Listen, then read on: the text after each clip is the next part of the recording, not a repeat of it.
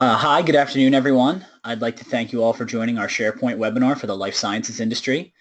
Today, Pharmica consultant Elliot Porter is going to walk us through a sample migration and field any questions you have.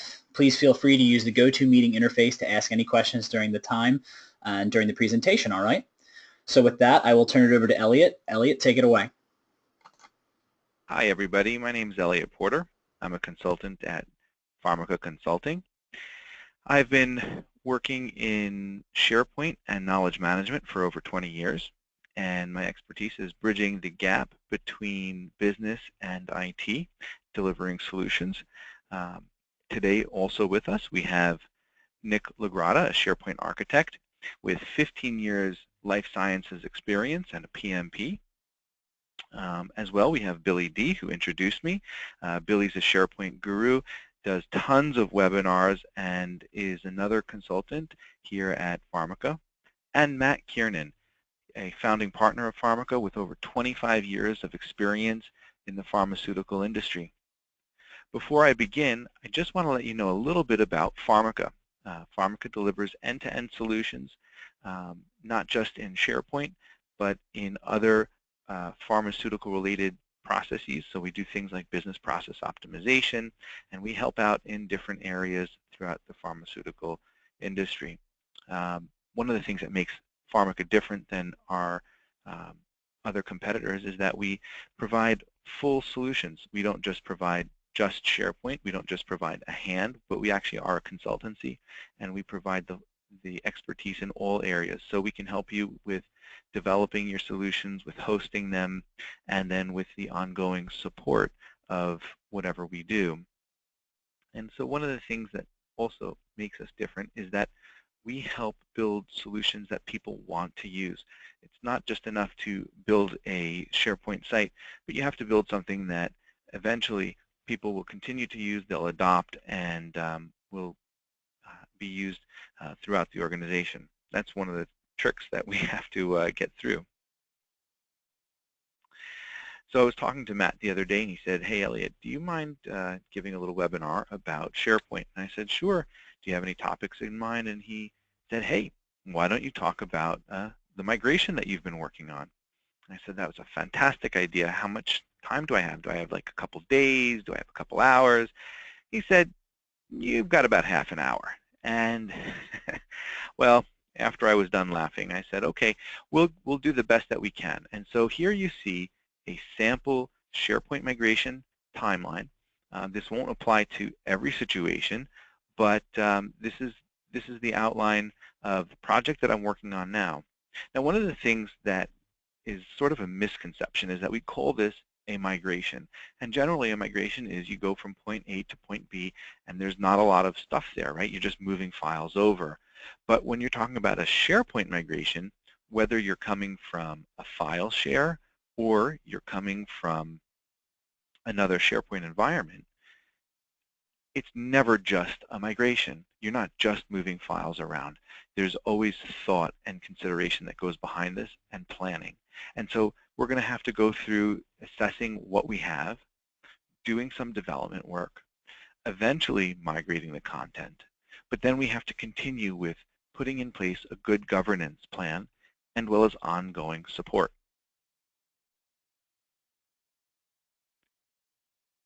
One of the top challenges in any sort of migration is addressing the needs of the executives, of IT, management, and the actual users. And so I spoke to a few people, and these 5 things here were some of the common issues that they've felt.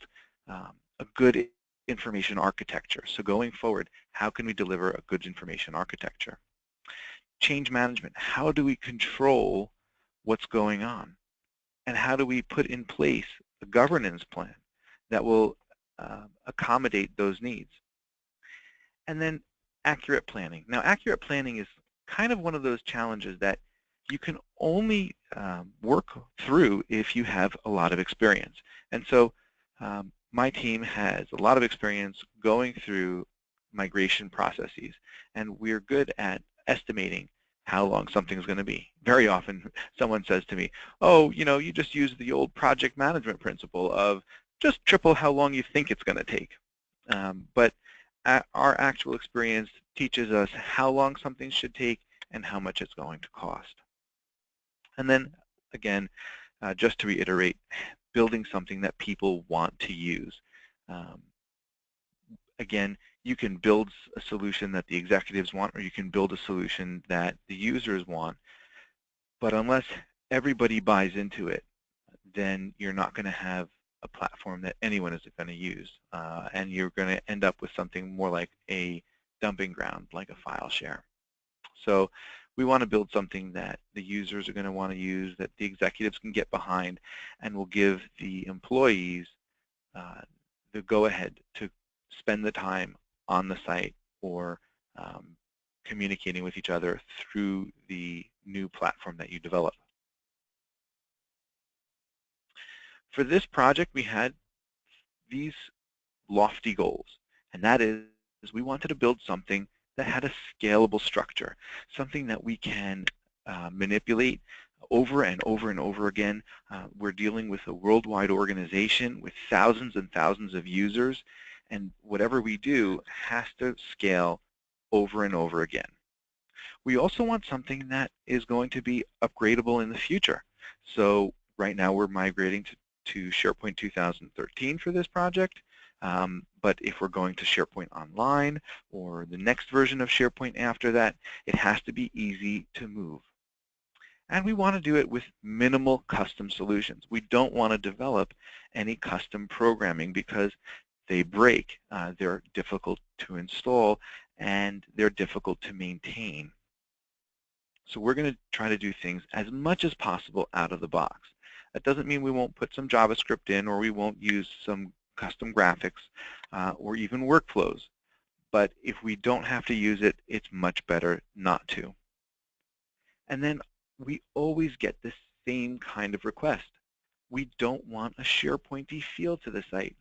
Now, if the people are coming from SharePoint 2007 and they're going to SharePoint 2013 or SharePoint Online, the newer version already accommodates that change. But very often still they want something that's graphical, that's really easy to use in a mobile device, and something that just doesn't seem like a very technical implementation. They want something that seems more fun and more colorful.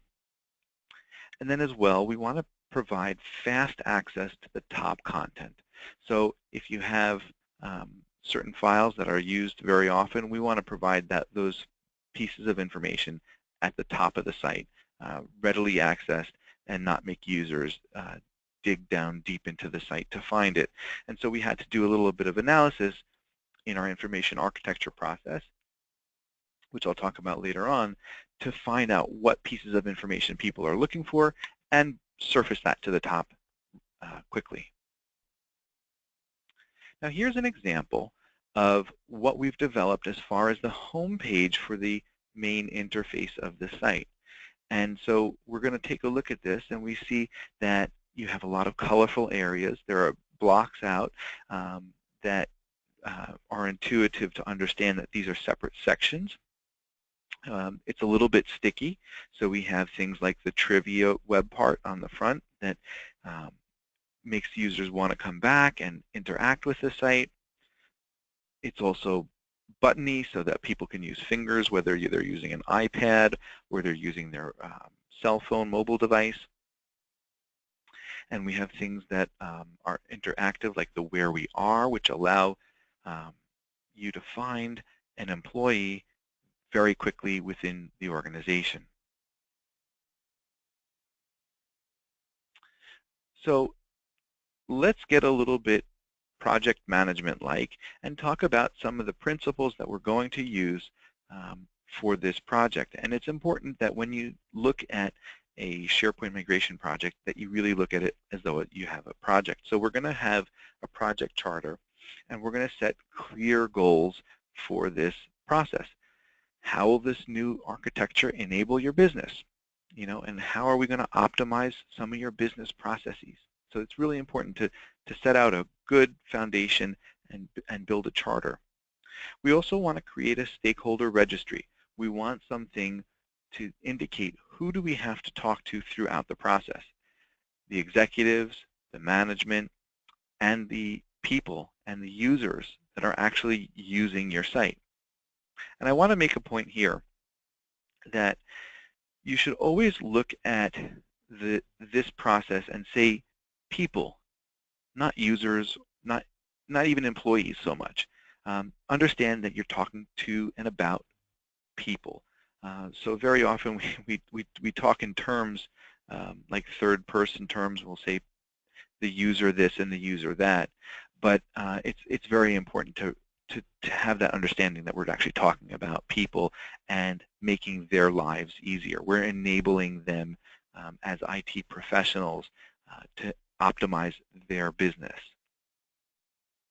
And so it's important to have that stakeholder registry. The next thing is we want to have a requirements gathering sessions. So we want to use that project charter, understand then from our stakeholders what are their needs, and we want to take all of that into account when we create clear and testable goals. For example, I want all of the information within this site to be within 5 clicks or 3 clicks. We want it to be mobile friendly. We want it to have a feel that is not SharePointy. So that's really important that you have those clear and testable goals. Next, we want to put together the teams that are going to be involved in this project. So we're going to have maybe some in-house teams. In this case, we had in-house staff as well as onshore and offshore consultants. And then we're going to put together a communication plan. And this is one of the key components to any project, is having a good communication plan with your stakeholders. So you have to really focus on how you're going to communicate with them throughout the process. You want to announce things. You don't want to surprise them. I've worked in situations where the organization has just kind of like said, surprise, you have a new this or you have a new that, and it throws the people off. So we want to communicate clearly to our membership what steps we're going to take and when they are going to happen and what they can expect from that. So we're going to announce the plan. We're going to give them steps that they can take to prepare for this, whether it's timing or whether they're going to take some specific actions.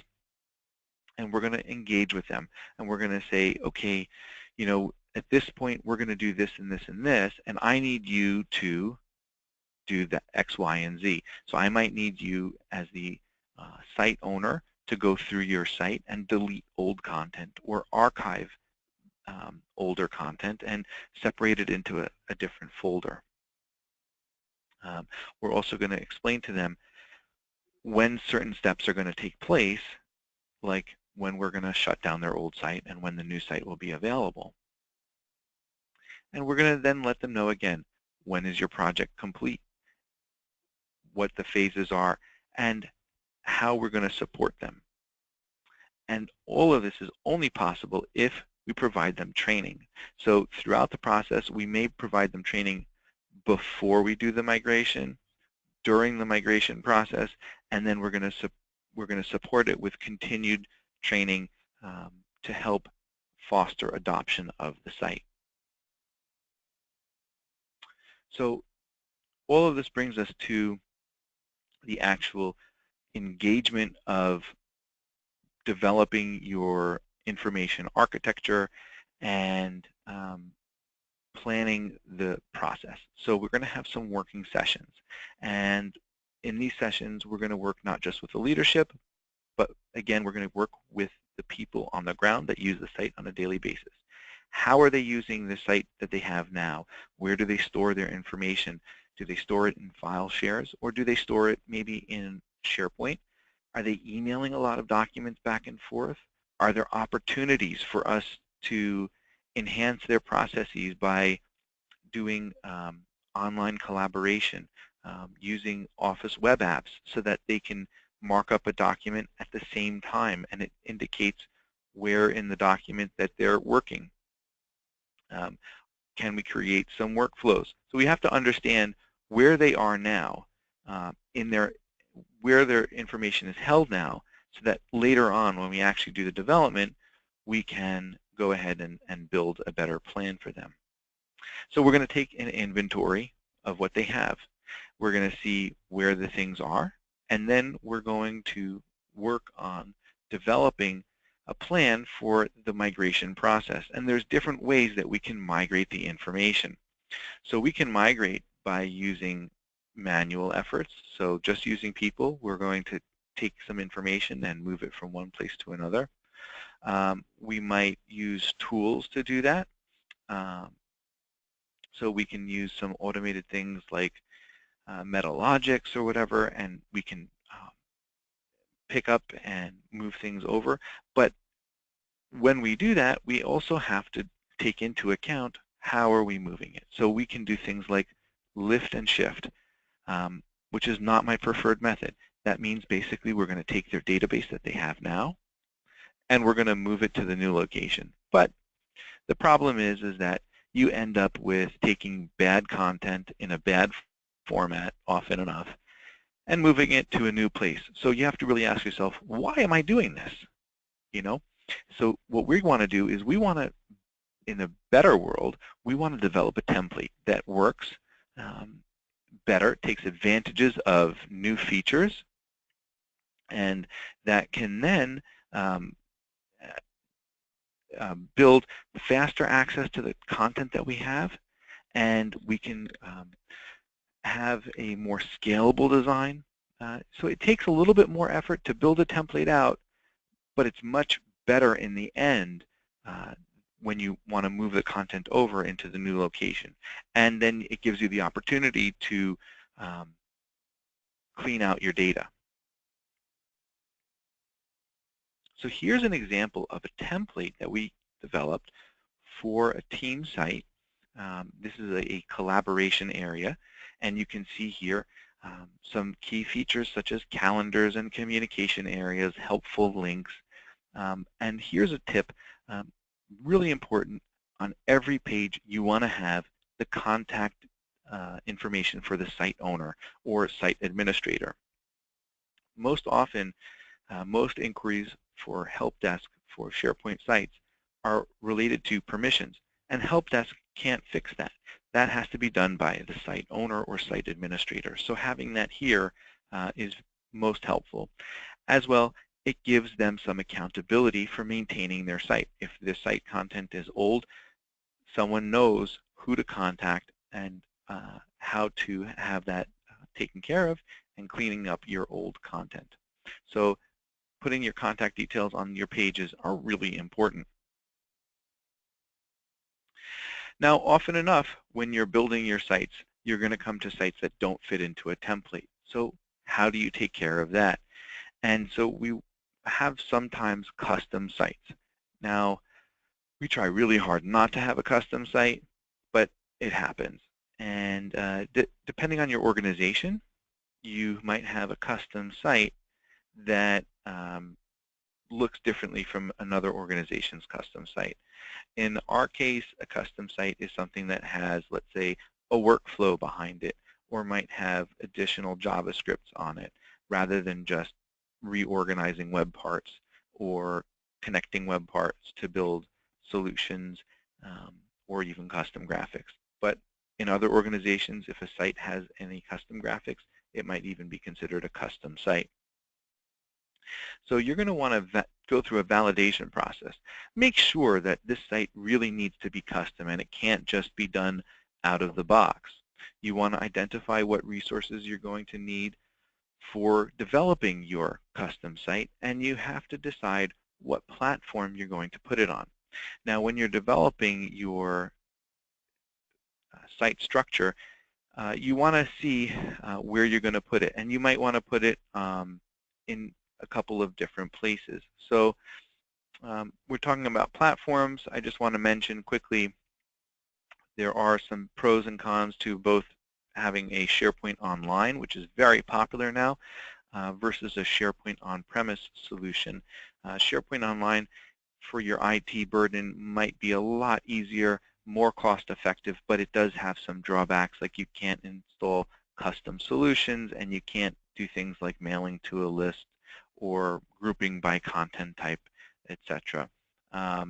Whereas on-premise, if you need to have it air-gapped, not available to the outside world, it has to be an on-premise solution. If you want to have some installed custom solutions, done in Visual Studio, again, that's going to need to be done on an on-premise site.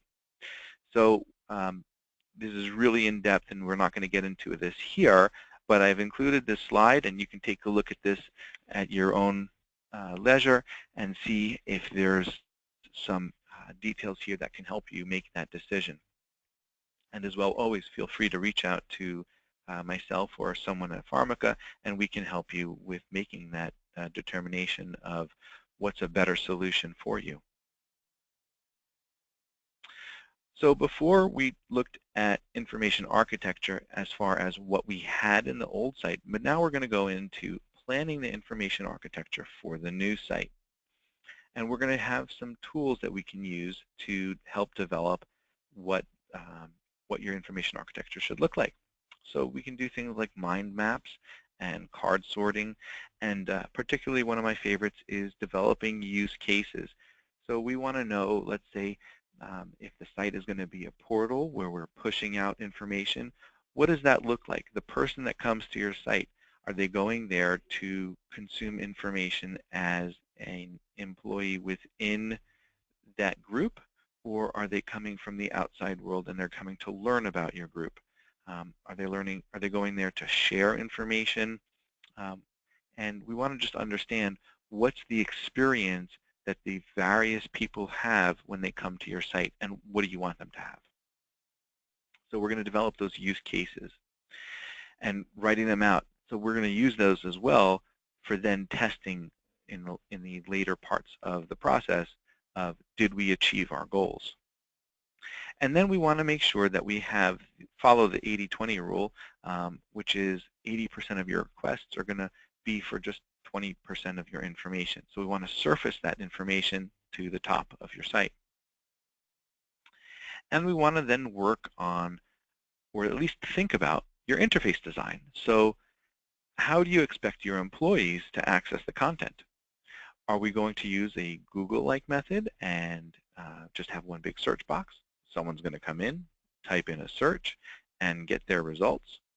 Are we going to have them go through a system of menus or click-throughs to find the information they're looking for? Or maybe we will use a push system. So we know who the person is based on their login credentials, and we can make a determination about what they need. We can push to them information that they've accessed before, information that they've uploaded before, or maybe we know what department they're in, so we can just give them their information straight away without them having to actually look around. And then very often we'll do some sort of hybrid environment where we're going to do a little bit of each of those. So as we're planning out the site structure, you may look at some different methods of developing your structure. So very, very often you might have an incorporated design that includes the portal and team sites in, let's say, one site collection. So I'm going to go to the portal, I'm going to click through to find my department, and then eventually I'm going to click through and get to my team site where I do the actual collaboration. And I use the term portal to be where you actually have just push information, where just a few people are uploading content and it's consumed, whereas in your team sites or your project sites, there's actual work being done. Sometimes you might have them in separate site collections, and they may be side by side. In the case for this project, we had a separate site collection for the portal and separate site collections for the team sites to divide out the information and to make it a little bit more scalable as well as a more robust solution. And then you might have an additional environment for your custom solutions. So let's say if something breaks, you don't lose your entire website. You would just lose that one thing until you were able to fix it. And then you might have some other methods, such as when you build your site, if you're building your sites where you have a old environment standing alongside the new environment, and some other weird designs. Which brings us to our taxonomy and our content map. So before we were talking about in our inventory planning, we were looking at what we had, and then we want to take that information and build out our taxonomy. So we want to know things like what content types will we need, and how will we develop our term store. So it's really helpful to have a term store, just one place to manage all of the terms or tags that you use throughout the organization. And again, it's very helpful to have one person or team of people in charge of that. And by having someone manage that library, you will have better results for uploading content, finding content, and searching for content later on. So we're going to build our content map, and we're going to build our content types all ahead of time. And this will help us for scaling up later on.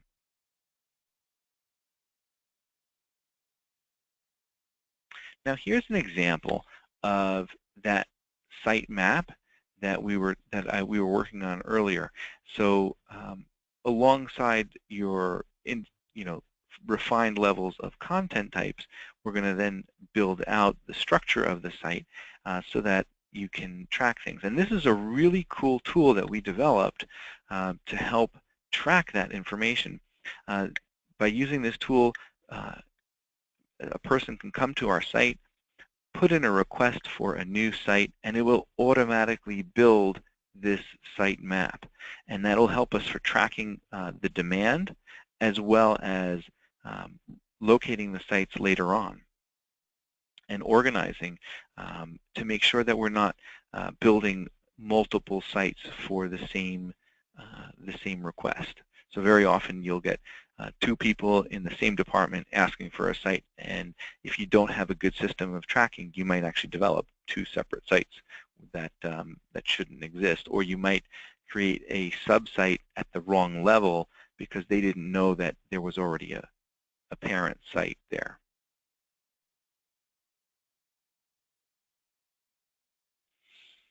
So by doing all of that, by developing your content types, by developing your taxonomy and your term store, you're going to end up with a really good search tool. And so here you can see just a brief sample of a search tool that enables you to refine by different criteria. So along the left-hand side, even without putting in a search, you can see that it's populating in the help center of this site by different categories or different user levels, including topics. So you can refine by SharePoint 2013 help, or a site owner help, or whether it's a member level help. But all of that requires a good taxonomy. The other cool thing that you can do is, based on the information that you've gathered during your previous stages, you can then modify your search results. So you need to have a search administrator, which might be the same person as the person that's managing your taxonomy, or it could be a separate person. It might be a full-time position, depending on your organization, or it can be done part-time. But that person would then be able to preload results. So let's say they know that if you enter in a certain term, you might actually be looking for this, or they can modify the results to sort in different ways. So having a search admin is highly recommended. Now we're going to get into the actual migration phase, and we're going to go ahead and we want to do an analysis of the content and prepare it for migration. So some of the work we've done already in the past, and I'm just kind of mentioning it now as well, but we're going to have things like this chart that I have an example on the bottom. It could be a SharePoint list, it can be an Excel file, we're going to map our old content to the new location. We want to have a registry of the site owner from the old spot into the new location. So they may be different site owners as well. We're going to go ahead and we're going to mark up our content and say, this is stuff we're keeping, this is stuff we're deleting, this is stuff we're merging, these are items we're going to work on improving, and we can even rank the content and say this is the most important content, this should be available higher up in the site. So you can see just by using this one chart, we've actually created an owner registration, which will help us later on with supporting our sites, as well as with the migration, and then with our communication processes and training processes. So it's really important to have all of this information up front. It'll make your life easier, and it'll give you a better experience for the whole migration and for your employees.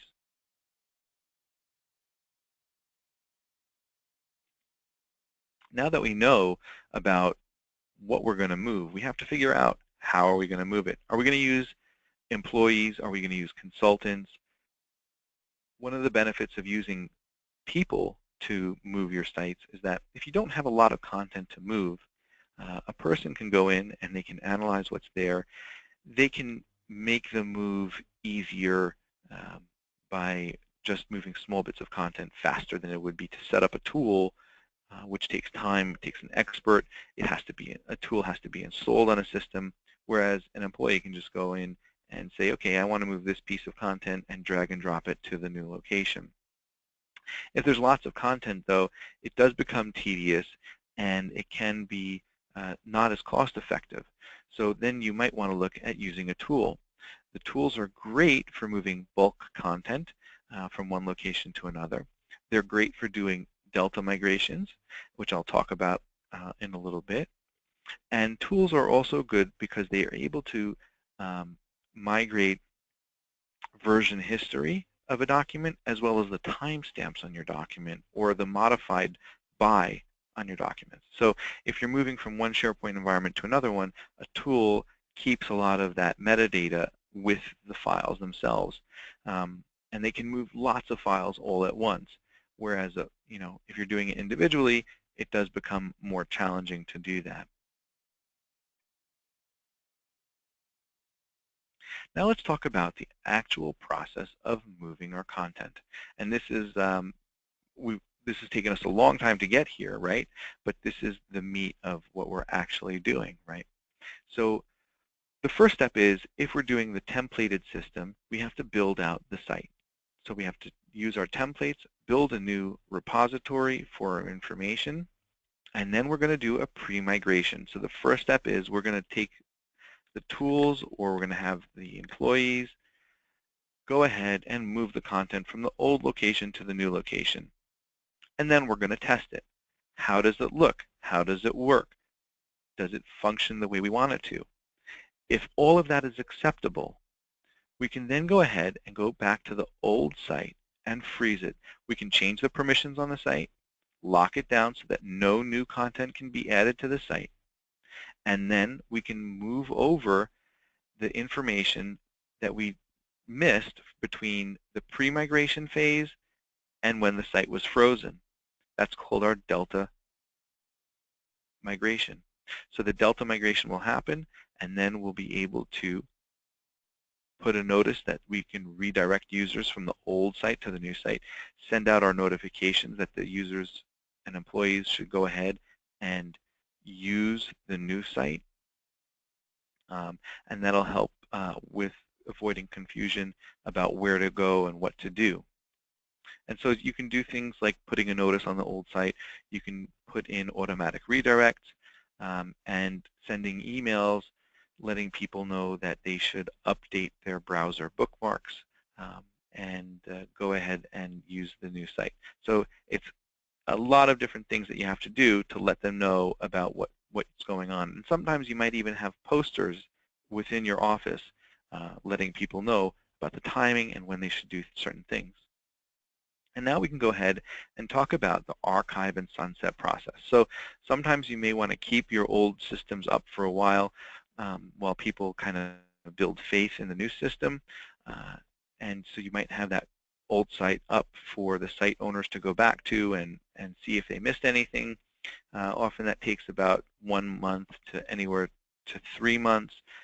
And then they'll feel pretty comfortable, and you can go ahead and archive the site or sunset the servers entirely.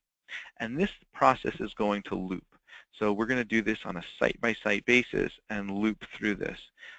So you might do this overall, let's say for a portal, and then when you talk about your team sites and collaboration environments, you might do this as a cycle many, many times over.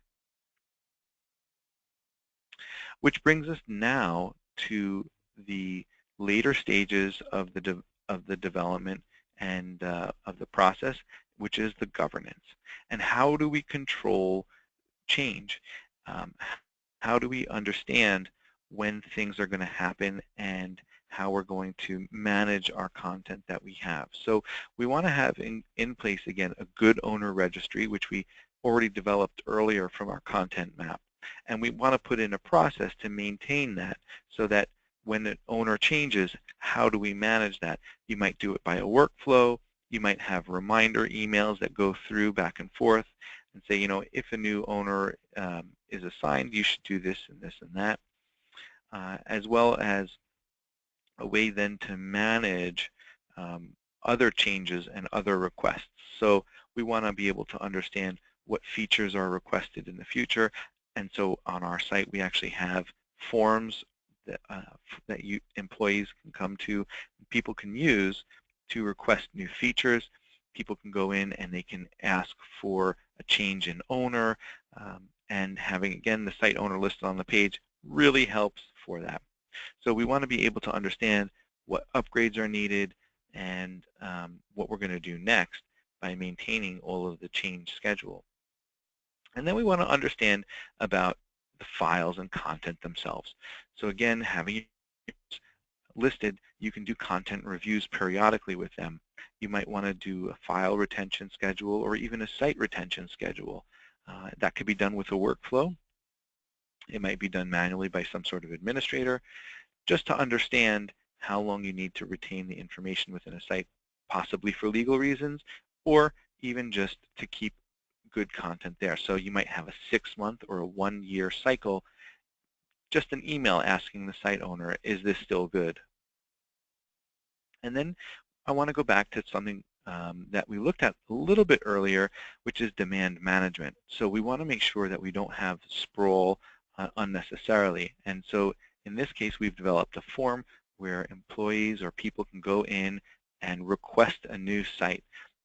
And it goes and walks them through the process to get some of the basic information up front, such as where does the site belong, under which department, who's the manager, the site name, what URL you want, and even other details such as what are their expectations for the site.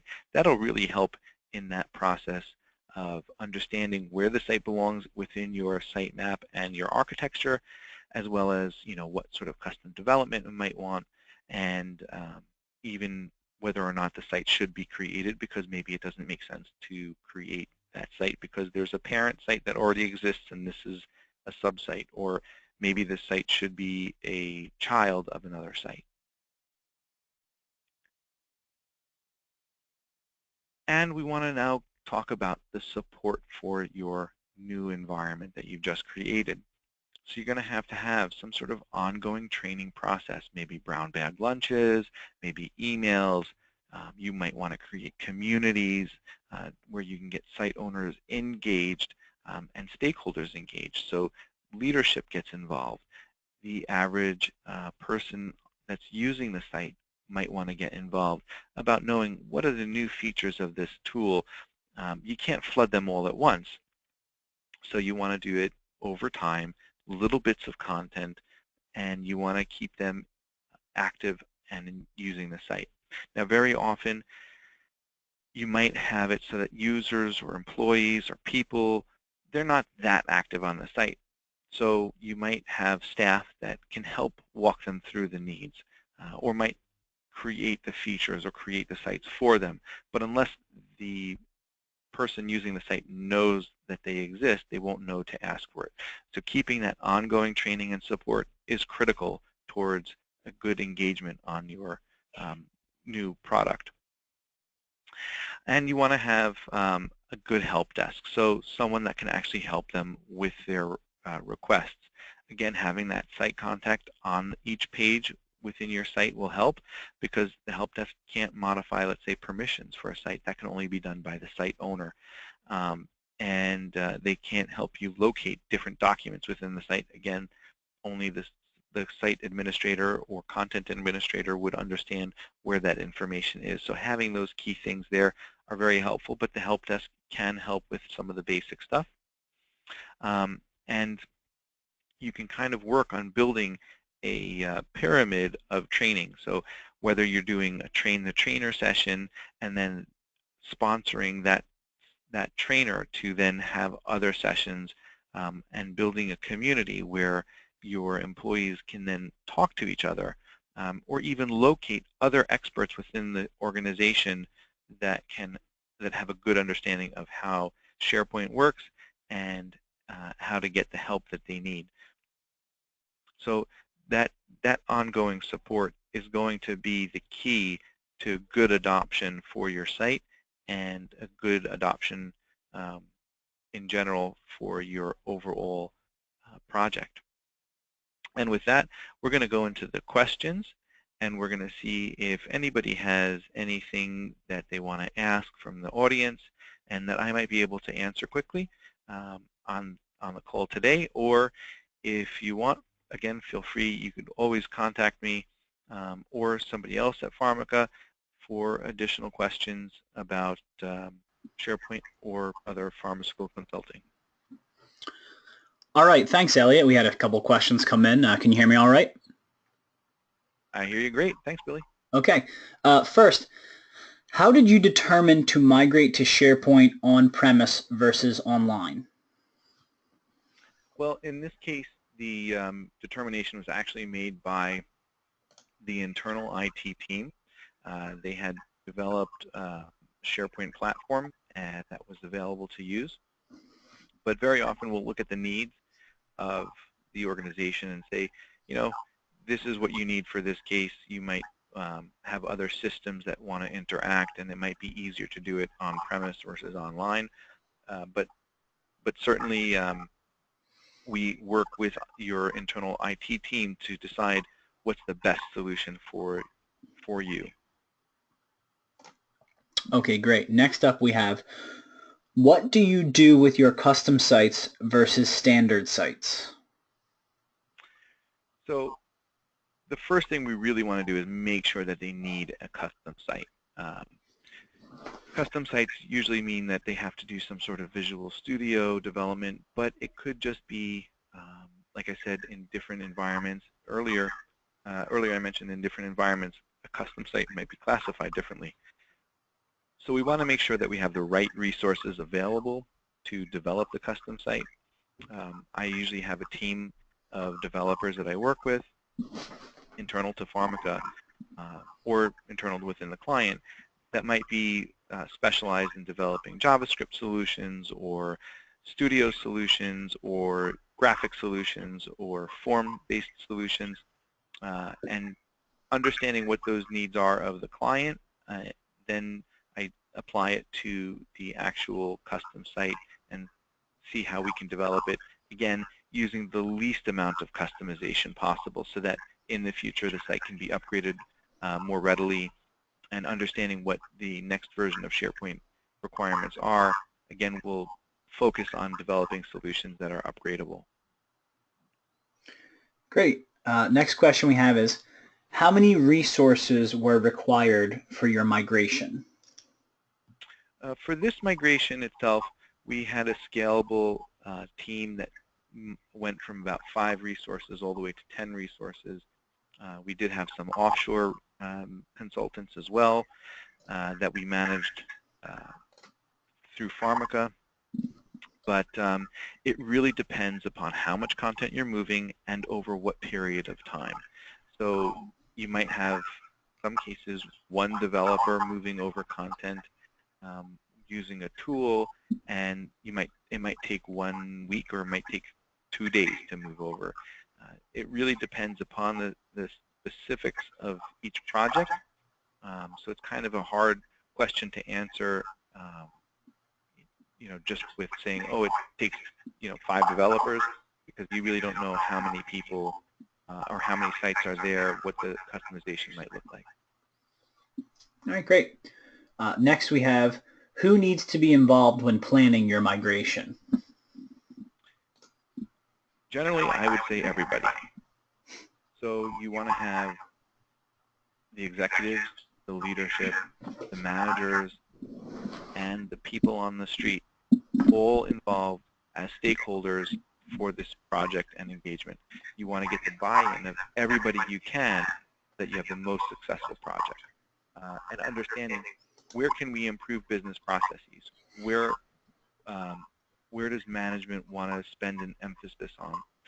And that will provide the best results with good engagement by the employees later on, and adoption later on. Great. This is the final question we have. If anyone has any other questions, please submit them in the queue, but if we don't get any after this, we're going to wrap things up. So finally, we have, do all migrations need migration tools? Definitely not. If it's a smaller migration, you can get away with just doing it manually by using your staff. But if you do have a lot of content, if there's thousands of files or thousands of folders that you want to move information from one place to another, if you want to aggregate information from various sources, including file shares, email storage, FTP storage, it might help to have a migration tool.